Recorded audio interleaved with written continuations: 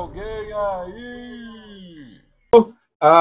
Com a pastora Val. A pastora Val hoje é a nossa convidada especial aqui do nosso canal. A pastora Val é conhecida na organização religiosa, movimentos sociais, movimento social educacional, movimento social de mulheres, movimento social negro, movimento social religioso. Ela pastoreia, milita, faz valer a frase de Angela Davis: quando uma mulher negra se movimenta, toda a estrutura da sociedade se movimenta com ela. E é com ela que nós vamos conversar hoje aqui, né? Então, fala comigo, então, pastora Val. Prazer em ter a senhora hoje. O prazer é todo meu, principalmente no momento em que nós estamos vivendo hoje no Brasil, nos Estados Unidos, em que as negras e os negros estão sendo vítimas de um verdadeiro genocídio que no Brasil nós conhecemos muito bem. É bem antigo esse genocídio aqui no nosso país, e é um prazer estar colaborando com esse programa, trazendo um pouquinho da nossa experiência como mulher negra no mundo natural e no mundo espiritual também. Amém, amém. Então, sobre isso mesmo que nós vamos falar hoje, sobre mulher negra, nessa situação que está aqui o Brasil tem, né, da violência doméstica, preconceito em relação às mulheres no mercado de trabalho, enfim, uma série de coisas, e ainda principalmente a mulher negra. Mas tem um outro detalhe que me chama muito a atenção sobre a senhora, é saber que a senhora é pastora. Então a senhora é evangélica, protestante. Então eu queria que a senhora falasse um pouco para a gente, contasse para a gente como é que a sua militância enquanto pastora, porque muita gente não teve ainda essa visão, ainda percebeu, a senhora é pastora, a senhora é mulher, é negra e milita pela causa. Como é que a senhora vê isso? Como é que a senhora começou a lidar com esse trabalho, com esse tema da mulher? Como é que foi isso? Conta pra gente como é que a senhora começou o seu trabalho, desenvolveu esse tema, ou se a senhora já era evangélica e depois militou, se os dois vieram juntos. Conta pra gente a sua história. Bom, eu não posso começar falando da minha história de vida sem antes relembrar Aqualtune, a avó de Zumbi, Sabina, a mãe de Zumbi, e Dandara, a esposa de Zumbi. No movimento social negro, nós falamos muito sobre Zumbi dos Palmares. Mas eu costumo dizer que, se não fosse Aqualtune, que na África, no país de onde ela veio, era uma rainha que liderava exércitos e veio para o Brasil escravizada. Chegando aqui, ela criou quilombos onde as mulheres tinham um protagonismo fundamental. Nesses quilombos criados por ela, foi onde nasceu Sabina, a mãe de Zumbi dos Palmares, e Zumbi acabou se casando com Dandara, a sua esposa, que junto com ele esteve à frente de todas as lutas no quilombo de Palmares. Nós, ao longo de todos esses anos, implementamos uma luta muito grande no Congresso Nacional para que, da mesma forma que Zumbi estava no Panteão da Pátria, que fica na Praça dos Três Poderes, nós tivéssemos lá também Dandara. Quando nós começamos essa luta, não tinha uma mulher no Panteão da Pátria. Mulher negra, então, nem se pensava na possibilidade, né?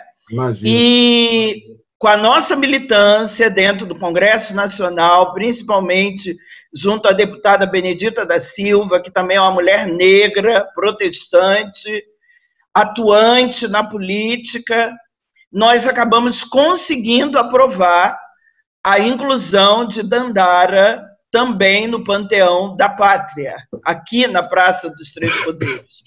Então, eu não posso começar falando da minha história sem me lembrar dessas 3 mulheres negras que são invisibilizadas, inclusive no movimento social negro e no movimento social de mulheres negras. Feito esse preâmbulo, respondendo à sua pergunta, a minha militância, eu costumo dizer que ela começou através da minha avó, pastora Mercedes de Moraes. Eu vou me referir a ela e à minha mãe dessa forma, porque foi o que eu as vi fazendo durante a minha infância, adolescência e juventude, pastoreando. Então, ela começou com a minha avó. Minha avó foi membro pioneiro, digamos assim, membro pioneiro da Assembleia de Deus de São Cristóvão, do Rio de Janeiro. É mesmo? A Assembleia de Deus começou no Pará, do Pará ela veio para o Rio de Janeiro, e a minha avó foi membro pioneiro da Assembleia de Deus de São Cristóvão. O cartão dela, da Assembleia de Deus de São Cristóvão, é 200 e alguma coisa. Eu esqueci agora o número, mas eu tenho ele aqui, guardadinho, que a minha mãe acabou me dando, né? E lá na Assembleia de Deus de São Cristóvão, na época, os pastores e as pastoras eram missionárias brancas estrangeiras, missionários brancos estrangeiros, que trouxeram o protestantismo para o Brasil e, junto com o protestantismo, trouxeram também a segregação racial que vigorava em seus países, principalmente nos Estados Unidos. Então, minha avó e minha mãe também, como criança, como adolescente, na Assembleia de Deus de São Cristóvão, no Rio de Janeiro, viveu a seguinte realidade: negras e negros só podiam se sentar nos fundos da Assembleia de Deus de São Cristóvão, nos últimos bancos. Eu tenho fotos. Houve isso na igreja da Assembleia de Deus no começo? Sim, Assembleia de Deus de São Cristóvão, no Rio de Janeiro. Ficava ali no campo de São Cristóvão, né, à época. E eu tenho foto com minha mãe e todos os irmãos, e as irmãs da minha avó, e minha avó, todas e todos sentados nos últimos bancos da Assembleia de Deus de São Cristóvão. A liderança da Assembleia de Deus, à época, se você pegar qualquer foto de memória das Assembleias de Deus, você vai ver que nessas fotos nós só temos mulheres brancas e homens brancos, estrangeiras e estrangeiros.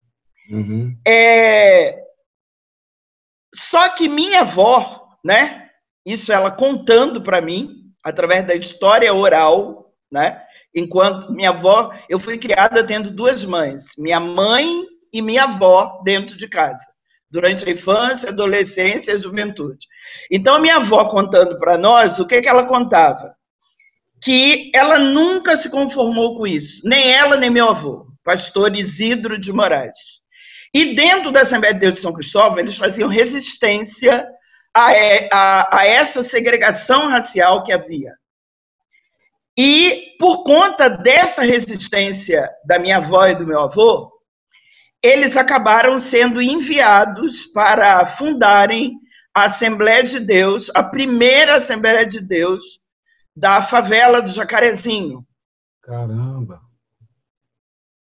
Como uma forma de se verem livre dos dois dentro da Assembleia de Deus de São Cristóvão, protestando o tempo todo contra a segregação racial, né? Antes disso, eles, tentando adoçar a boca da minha avó e do meu avô, determinaram que negras e negros também poderiam ocupar as galerias da Assembleia de Deus de São Cristóvão. Eu ouvi uma história dessa, que as galerias tinha sido feita justamente para os negros ocuparem nos Estados Unidos. Tinha a história das galerias, era para os negros, né? Quando era Exatamente. Isso, antes deles serem enviados para fundarem a Assembleia de Deus da favela do Jacarezinho, eles também chegaram a ocupar as galerias na Assembleia de Deus de São Cristóvão. Chegando na Assembleia de Deus do Jacarezinho, a gente não precisa nem dizer que a maioria de membros eram de negras e negros. Uhum. E a grande maioria muito voltadas e voltados para a música.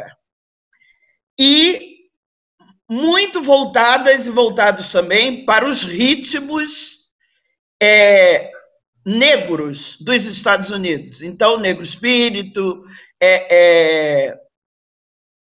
esqueci o nome daquele outro, mas principalmente negro espírito. Esqueci o nome do outro ritmo que a minha avó falava, né?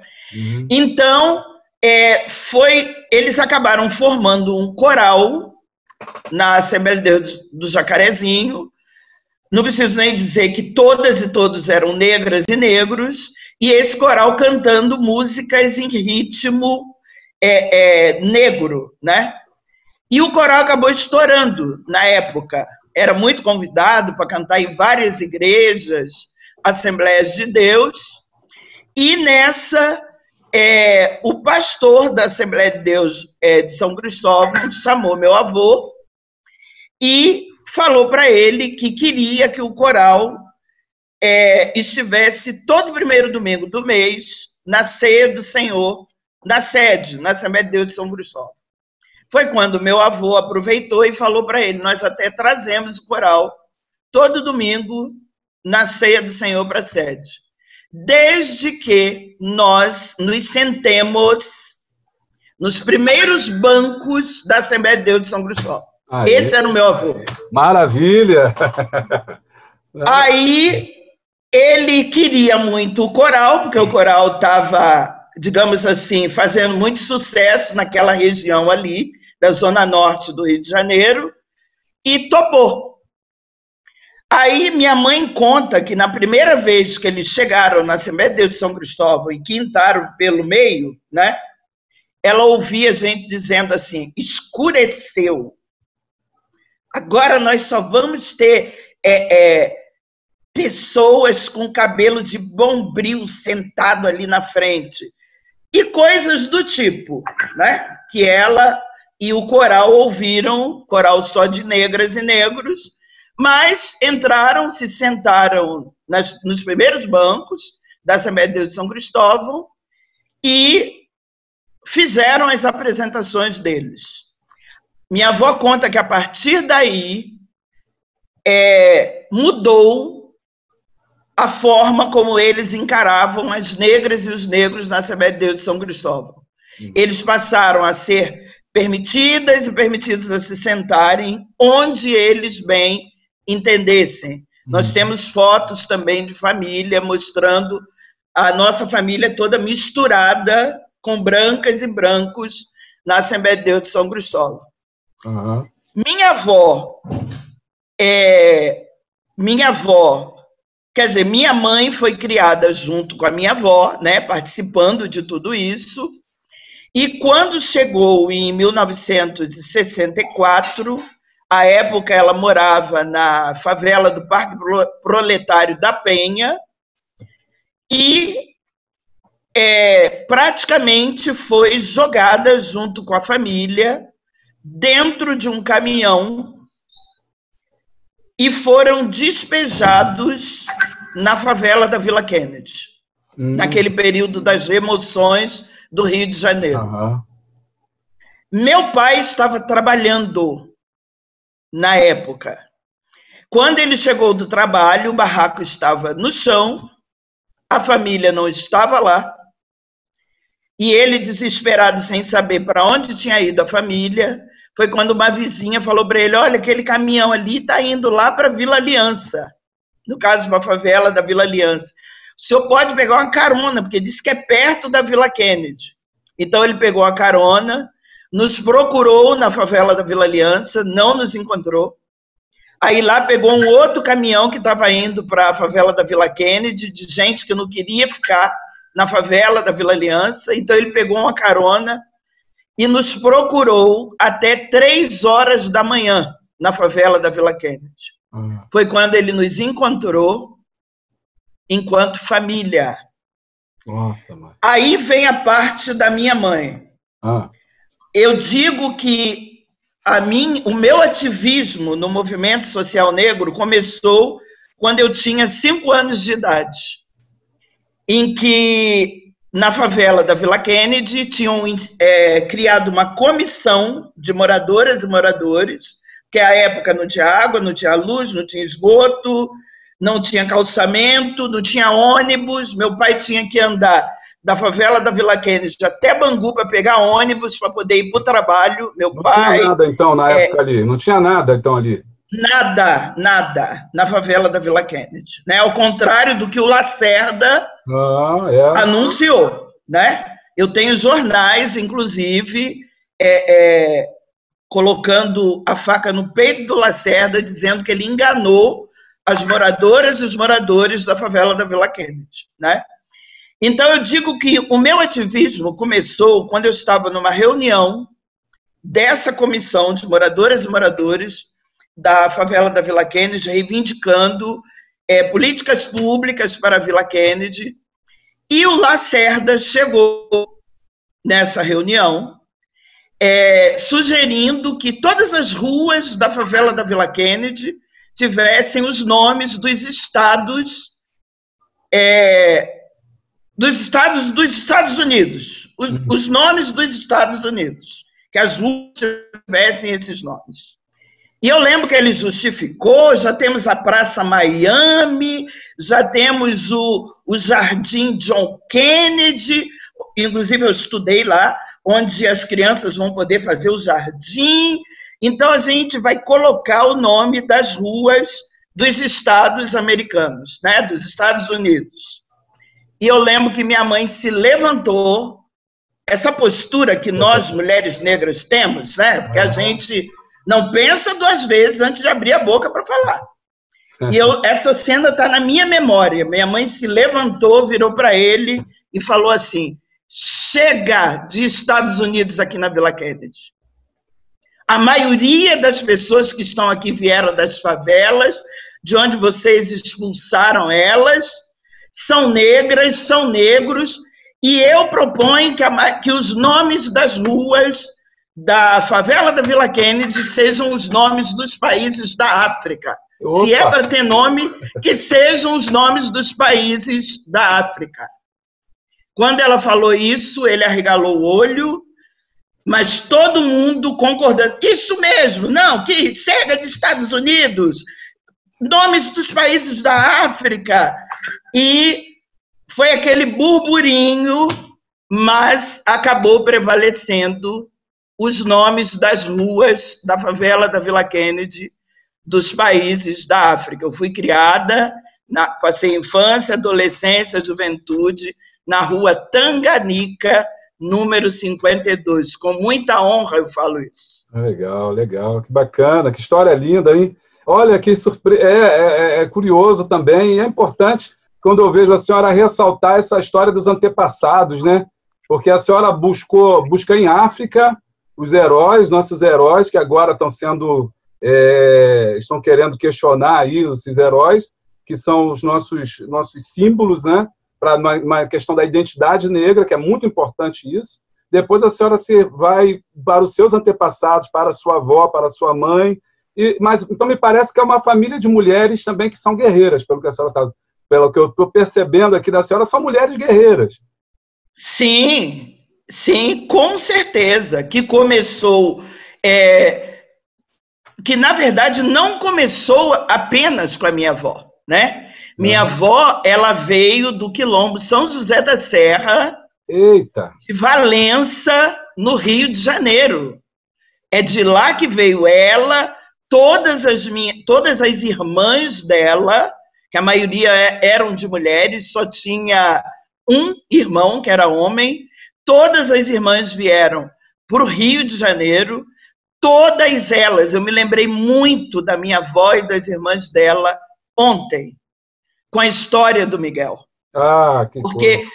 A minha avó, ela contava que ela tinha 8 anos de idade quando ela veio do Quilombo São José da Serra, de Valença, para trabalhar na Casa de Mulheres Brancas, na zona sul do Rio de Janeiro.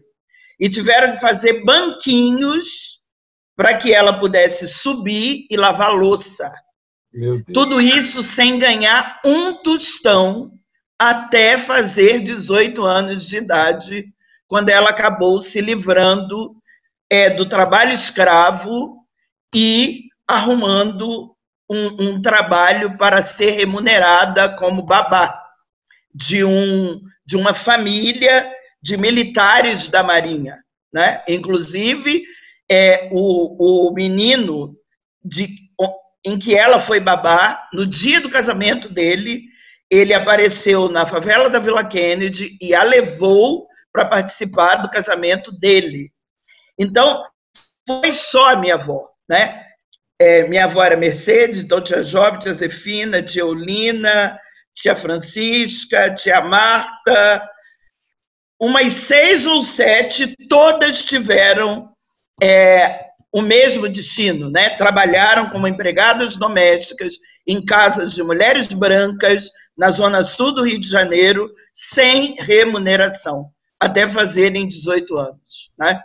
Então, ontem eu me lembrei muito delas, porque o Miguel poderia ter sido a minha mãe ou um dos irmãos dela. O Miguel poderia ter sido eu e meus irmãos. É verdade. O Miguel poderia ser minhas netas e meus netos hoje. E, infelizmente, foi o filho da Mirtes, né? Poderia ser quantos Miguéis, porque as pesquisas mostram que a maioria das empregadas domésticas, das faxineiras, das agentes de conservação e limpeza que estão nas empresas terceirizadas dentro do poder executivo, do poder legislativo, do poder judiciário, dentro das instituições educacionais públicas, são mulheres negras. É verdade. Poderia ser o filho de qualquer uma dessas mulheres, né? Valdice, eu ia perguntar depois, mas já que a senhora entrou nesse assunto, a minha mãe também foi empregada doméstica, viveu na casa de militares, foi babá, enfim. E uma frase que me chamou a atenção, hoje eu estava vendo essa história grotesca do Miguel, né? E a Mirtes ligou para essa dona aí, perguntou assim, por que você não tirou... Essa frase ficou guardada na minha cabeça, eu vou explicar por quê, mas ela perguntou assim, por que você não tirou meu filho de lá? Por que você deixou ele dentro do elevador? Eu sempre cuidei dos seus filhos. Se fosse eu tinha tirado o seu filho de lá. Essa pergunta dilacerou meu coração, porque nós negros, as mulheres negras sempre cuidaram dos filhos dos senhores. Existem quadros, existem gravuras mostrando como que as mulheres negras amamentaram, cuidaram, tomaram conta das crianças, dos brancos, e ao mesmo tempo sofre essa violência e é tratado como coisa, como nada. Né? Ou seja, na cabeça da Mirtes, o filho dela não é igual ao João. O filho dela é uma pessoa, mas o filho da empregada não é uma pessoa, então ela não precisa cuidar. Esse caso é emblemático da situação que tem racismo, essa questão da misoginia, uma série de problemas sociais, questões que a nossa sociedade ainda não conseguiu avançar nesse aspecto. Eu gostaria que você comentasse um pouco sobre isso. Com certeza. Olha só, na verdade, o que acontecia no período da escravidão?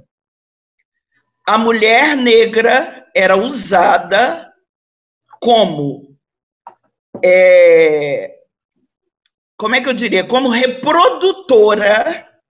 reprodutora de crianças para que elas servissem as senhoras de engenho e os senhores de engenho, né? Os homens trabalhariam na lavoura e as meninas trabalhariam dentro da casa grande, servindo as senhoras de engenho e os senhores de engenho.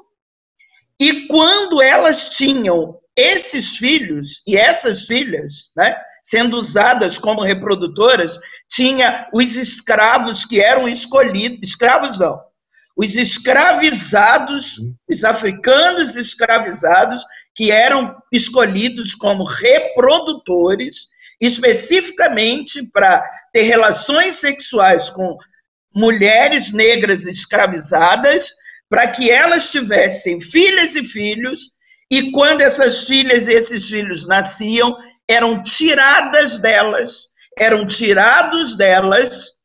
para que elas amamentassem as filhas e filhos das senhoras de engenho e dos senhores de engenho. Para que elas tivessem leite para dar para o filho do senhor, né? Exatamente. Nossa. Então, quando a gente para pensar na história das africanas escravizadas no Brasil colônia, a gente percebe que o que aconteceu com a Mirtes e a Sari é simplesmente uma reprodução de uma cultura que está arraigada na sociedade brasileira, em que a mulher branca acha que é superior a mim.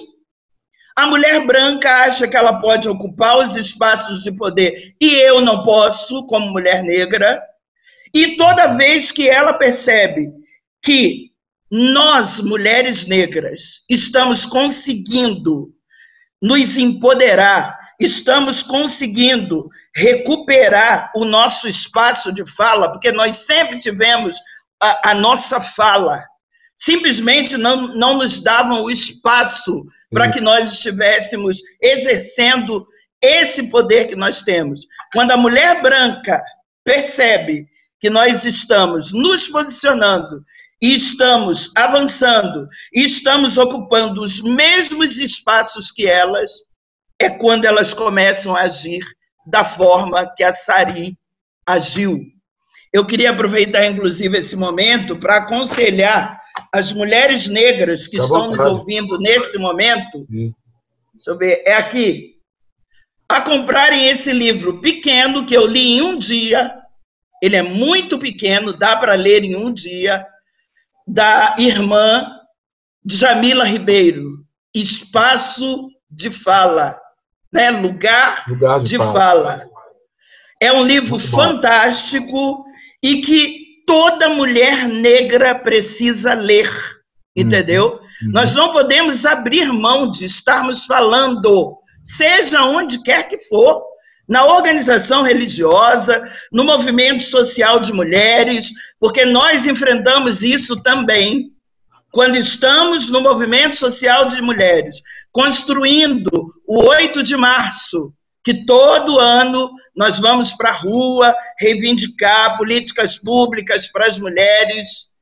Nós temos que meter o pé na porta, sinto muito a expressão, mas a verdade é essa.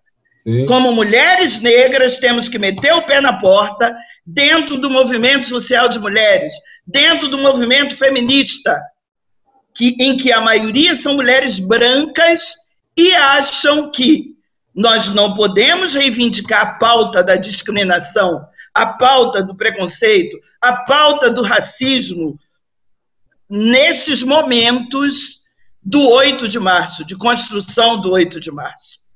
Tentam calar a nossa voz. E quando falamos, tentam desqualificar a nossa voz. E nós precisamos meter o pé na porta para que a nossa fala seja considerada, para que as nossas sugestões sejam colocadas como reivindicações do movimento social de mulheres, reivindicações do movimento feminista. Legítima.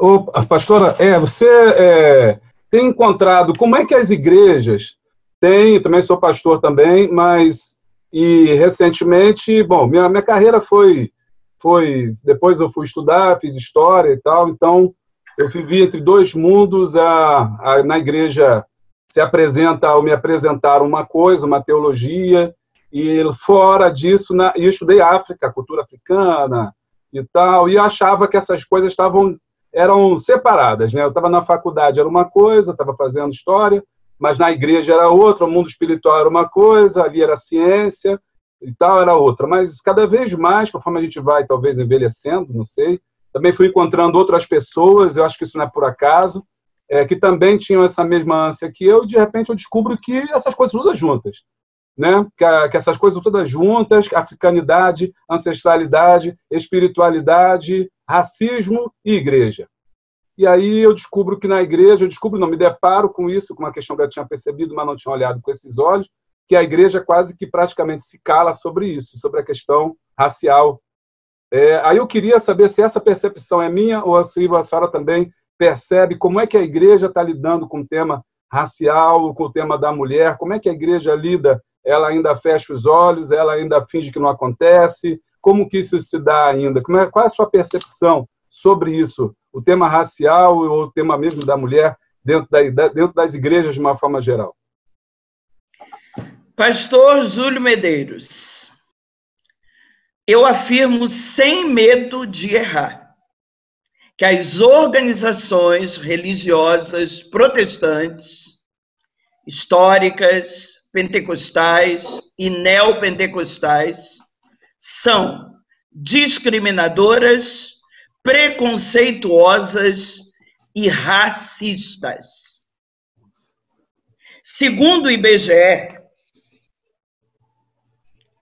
a maioria de negras e negros do Brasil é em torno de 76%, aproximadamente, dentre os 54% de negras e negros que nós temos no país, 76% de negras e negros são membros de organizações religiosas protestantes.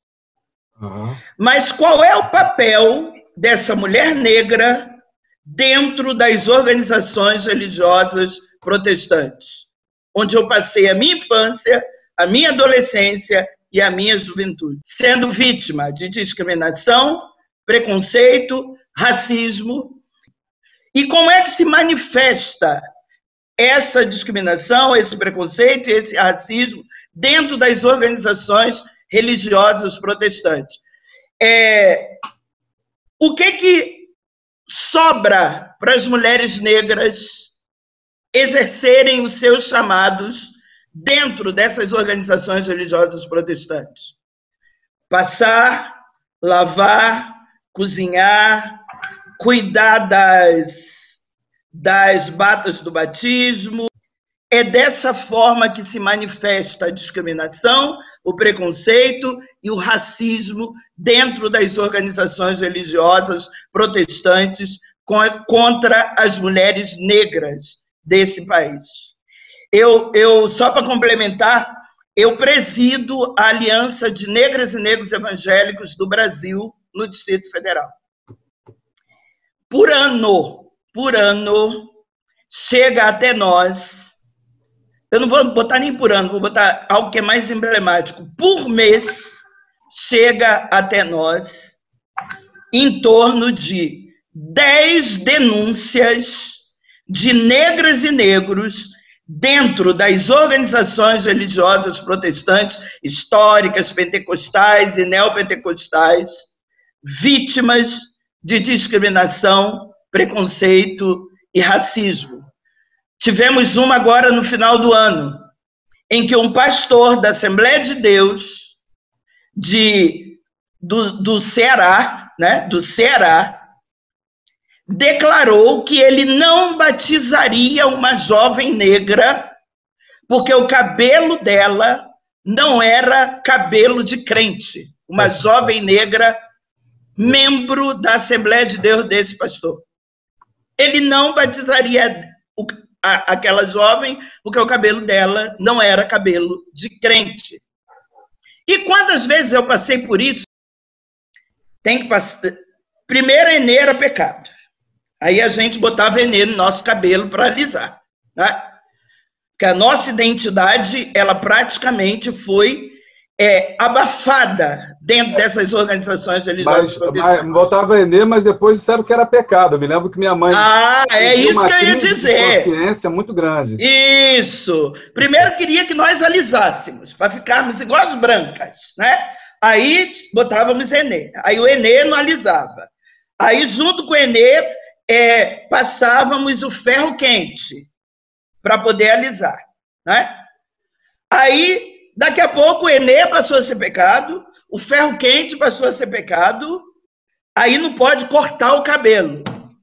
Aí eu era jovem, né? Na escola bíblica dominical. Não pode pintar o cabelo, cortar o cabelo. Onde é que está escrito isso na Bíblia? Ninguém conseguia nos dizer. Não pode pintar a unha, não? Não. Onde é que está escrito isso na Bíblia? Ninguém conseguia nos dizer. Não pode usar anel, não? Onde é que está escrito isso na Bíblia? Lá em Êxodo, o povo de Israel trouxe anel, pulseira, tornozeleira, tudo para a construção do templo. Onde é que está escrito que eu não posso usar? Aí eles não tinham resposta, tirava o professor da classe dos jovens. Ótimo. A partir de agora eu não vou passar Enê, eu não vou passar mais ferro quente, não vou mais botar bob, meu cabelo vai ser Black Power, natural, bem na época da Angela Davis, nos Estados Unidos. O meu vai ser Black Power. Uhum. Não pode cortar, né? Não, é pecado, Enê? É pecado ferro quente? Então o meu vai ser Black Power a partir de agora. E passei a usar o meu cabelo Black Power. Ninguém teve coragem de chegar para mim para dizer que eu tinha que parar de usar Black Power, porque sabia qual seria a minha resposta. Então, tudo isso, né? Ninguém mexia com o cabelo das jovens brancas. Elas podiam usar como bem entendiam. Cortava as pontas, ninguém nem percebia. Agora, a mulher negra, não. Era aquela perseguição, entendeu? Todo domingo na escola bíblica dominical. Toda terça-feira no culto de doutrina. Então, isso é discriminação. Isso é preconceito. Isso é racismo. E eu digo que eu ainda sirvo ao Senhor hoje por misericórdia de Deus. Porque a maioria das minhas irmãs e dos meus irmãos, quando fizeram 18 anos, por conta da opressão, da discriminação, do preconceito, do racismo, vazaram todas e todos. Uhum. Só quem ficou fui eu e a pastora Estela. Uhum. Agora estão todas voltando, graças a Deus. Graças a Deus. Mas o meu irmão até hoje continua fora da casa do Senhor. Pois é, aqui em Bangu, né, graças a Deus, o pastor presidente agora, o pastor Sóstenes Silva, inclusive eu fiz um programa já com ele semana retrasada, e eu estou para conversar com ele sobre esse tema, inclusive ele quer que a gente converse sobre esse tema. Graças a Deus ele tem franqueado essa oportunidade, tem aberto os olhos, né? E sempre tem procurado tratar as pessoas de forma... por exemplo, agora lá a gente tem um curso de diácono, então não depende de cor, porque as pessoas fazem um curso, aí sim, vai bater na mão do dirigente, que o dirigente é que vai consagrar. Mas, de uma forma geral, eu tenho percebido que no que depende de Bangu, do pastor presidente, da pessoa dele, eu acho que essa questão do racismo tem sido, assim, não vencido, porque isso é social, né? Esse é um problema social, não é um problema de Bangu, de A, de B, de C. A igreja cultural, inclusive.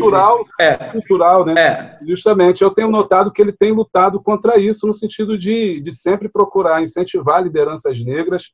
A maioria dos pastores dirigentes são negros e tal, de comunidades e tudo, temos um bom relacionamento, graças a Deus. Mas, infelizmente, a gente sabe que ainda isso não é a realidade nem de todas as igrejas, e que ainda há um árduo caminho para a gente percorrer. E não é só do lado de cima.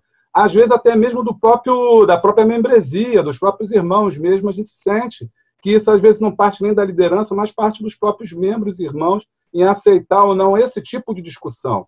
Porque sempre quando a gente fala de racismo, a pessoa fala, não, mas isso é mimimi, não existe isso, o negro que é racista, mas na verdade isso está tão introjetado na sociedade, né, que até para discutir isso na igreja é difícil.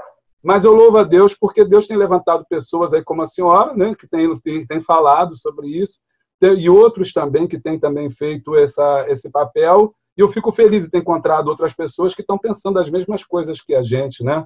Sobre essa questão da luta do movimento negro dentro das igrejas, de combater o preconceito até mesmo dentro das igrejas, né? Que a igreja também ela é reflexo da sociedade e ela não é perfeita. Ela é feita de pessoas imperfeitas e que precisam lutar contra os seus próprios pecados, né? E racismo é pecado. O racismo é pecado, o preconceito racial é pecado. Então, pastora, eu queria que a senhora deixasse uma palavra final.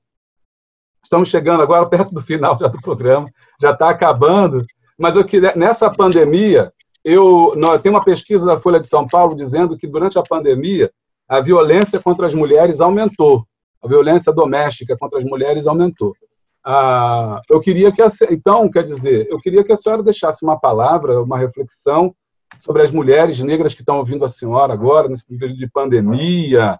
O que a senhora pode dizer para essas mulheres, ou qual a reflexão que a senhora pode fazer sobre a violência doméstica em relação às mulheres, violência contra a mulher, sobretudo nesse período que a gente está vivendo agora de pandemia, onde elas estão mais em casa, portanto, elas estão mais próximas do agressor, né? Como é que a senhora poderia falar com a gente sobre isso, nesse finalzinho? Eu vou terminar depois lendo uma parte aqui da Palavra de Deus, mas realmente eu não poderia terminar sem falar da situação das mulheres negras em período de pandemia, né? Mas, antes de falar sobre isso também, eu gostaria de fazer um comentário em relação ao fato que você acabou de citar aí, que às vezes os próprios membros da igreja resistem à possibilidade de você estar tocando no tema da discriminação, do preconceito, do racismo, do genocídio das negras e dos negros no Brasil, no mundo. Os membros vão resistir sempre. E não é só esse tempo, não. A esses temas, não. Eles vão resistir sempre a qualquer tema que os confronte em relação ao que diz o Evangelho do Reino de Deus. E nós, como pastoras e pastores, nós temos a obrigação de, independente da resistência de membros, ministrarmos o que diz a palavra de Deus. E a palavra de Deus diz lá em Tiago 2,9, que aquele que faz acepção de pessoas comete pecado. É verdade. Discriminação, preconceito, racismo é pecado, segundo a palavra de Deus. E nós, como pastoras e pastores, nós não podemos nos intimidar em função dos membros não quererem ouvir que eles estão pecando ao me discriminar como mulher negra, ao te discriminar como homem negro. Nós não podemos ceder a esse tipo de coisa. Então, depende sim.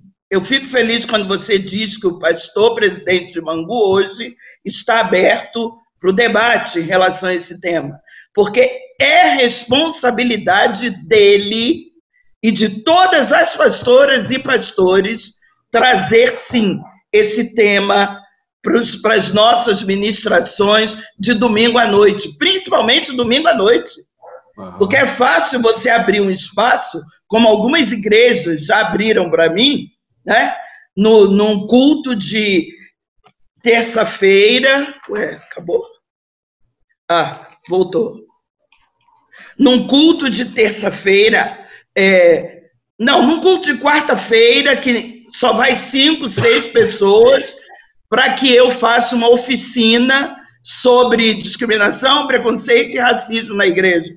Não, eu quero no culto de domingo. Nós precisamos estar ensinando o povo de que discriminação, preconceito e racismo, segundo a Bíblia, que é o nosso livro sagrado, é pecado. Então, eu não aceito essa desculpa de que os membros rejeitam, os membros não querem. Problema dos membros. A partir do momento que você aceitou Jesus, você fez a opção em seguir esse livro sagrado aqui, ó. E, gostando ou não, você vai precisar ouvir o que esse livro sagrado diz, né? Então, qual é o grande problema da mulher negra na pandemia? Primeiro, a mulher negra, como eu falei, a grande maioria, encabeça a lista de empregadas domésticas, de faxineiras, de agentes de conservação e limpeza, ou quando muito, segurança, né? Segurança de banco ou coisa parecida, a grande maioria, que são profissões que, durante a pandemia, as patroas e os patrões não as dispensaram para que elas pudessem ficar em casa em isolamento social. É o caso da mãe do Miguel. Inclusive a mãe do Miguel. E vou num caso emblemático. Uhum. O primeiro caso de morte por coronavírus no Rio de Janeiro, no meu estado, foi de uma mulher, empregada doméstica, que foi infectada pela patroa branca, que veio da Itália e não falou para ninguém que ela estava infectada. Ela foi infectada, não tinha respirador, não tinha direito a um plano de saúde e acabou falecendo.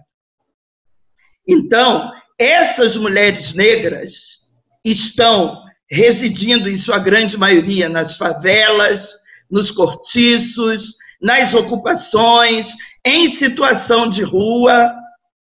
E como é que essas mulheres vão conseguir estarem em isolamento social? Se a maioria não tem nem água em casa, não tem esgoto, não tem o sistema do lixo urbano sendo recolhido. Como é que essas mulheres vão estar em isolamento social?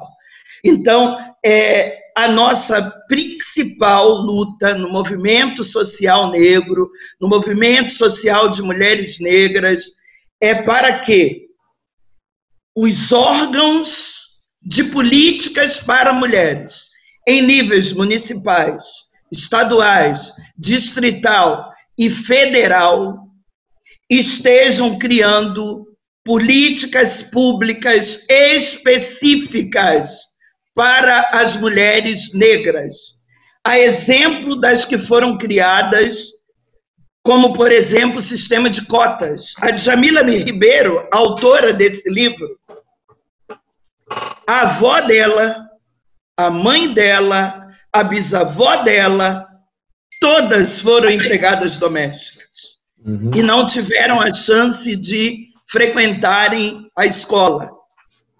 Ela foi a primeira da família que, por conta do sistema de cotas para negras e negros, em São Paulo, ela conseguiu entrar numa universidade pública, fazer o curso de filosofia e hoje está aí, se posicionando e levando muitas mulheres negras a se posicionarem como ela.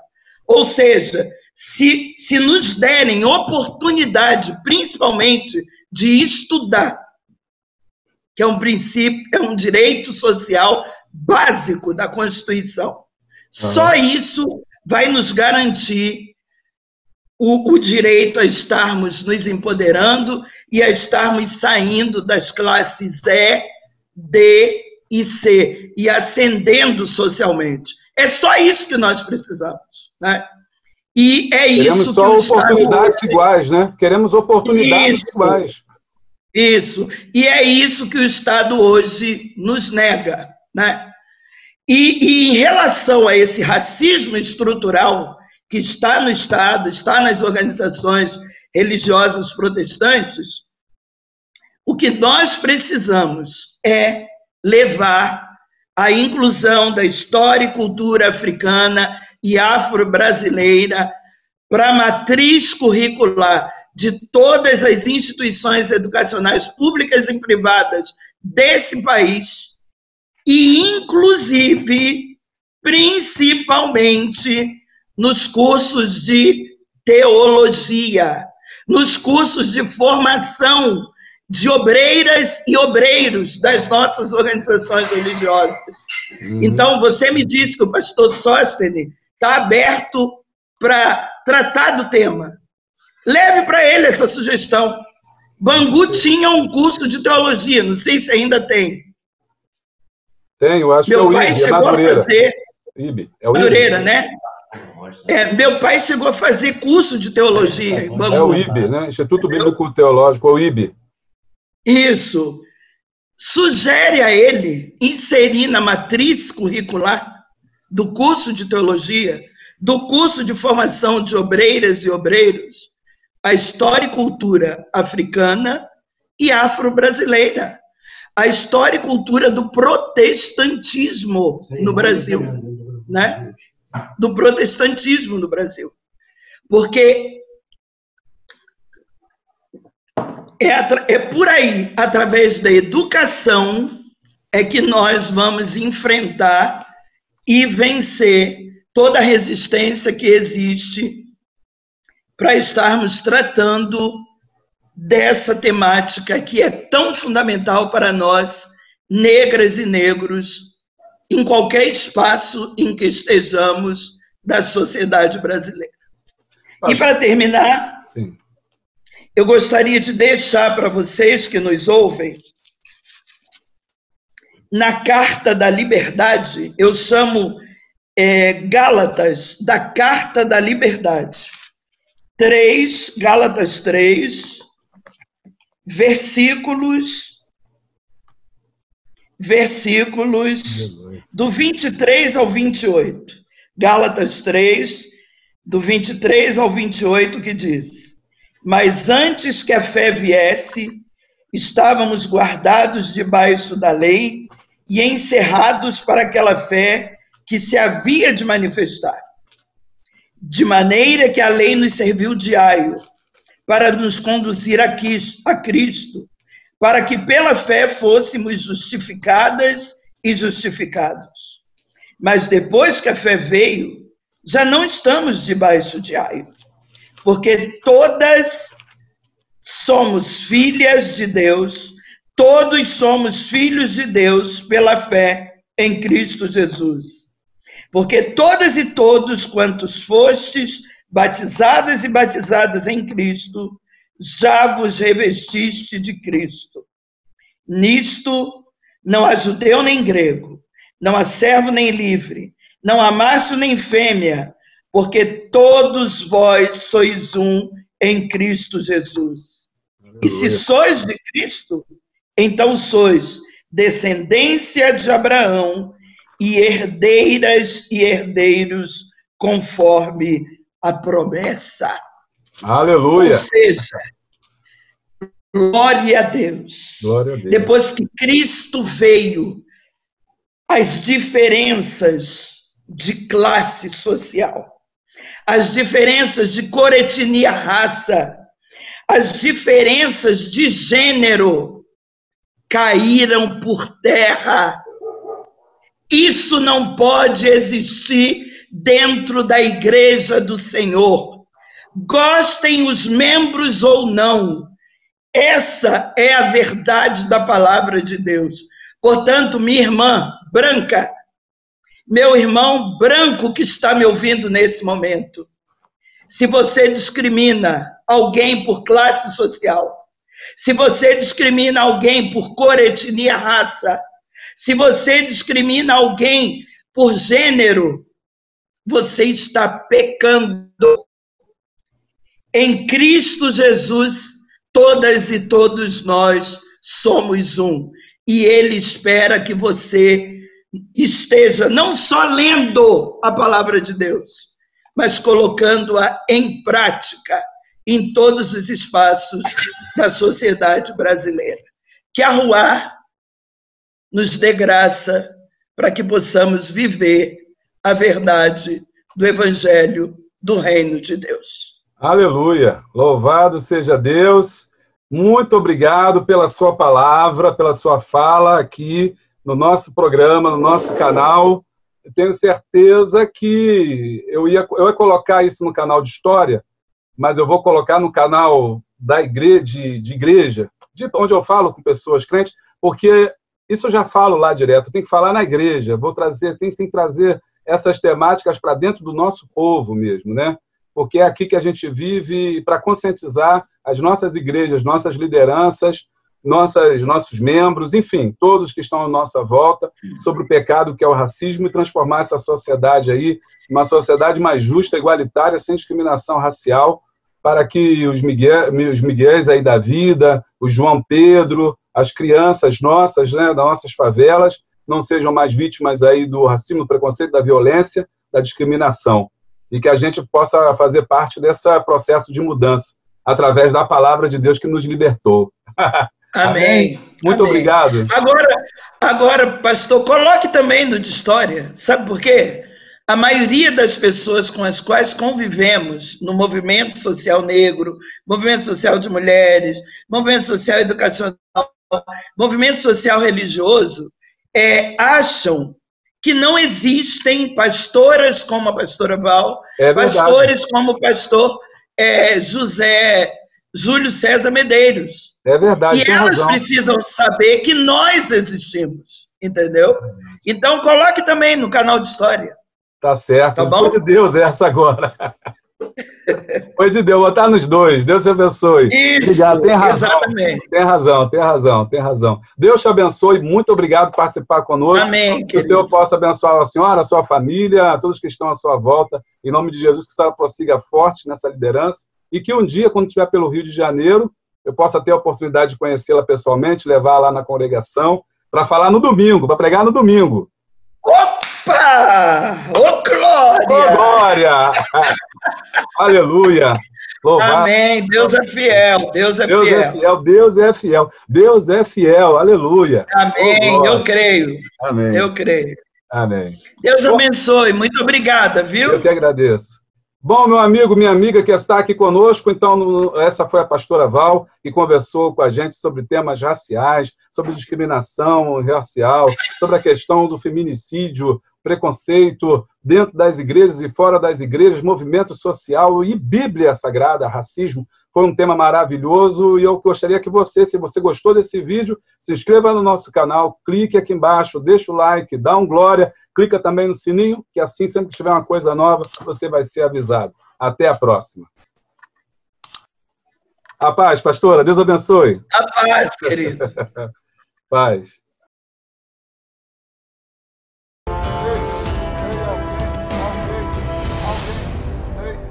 Tem alguém aí?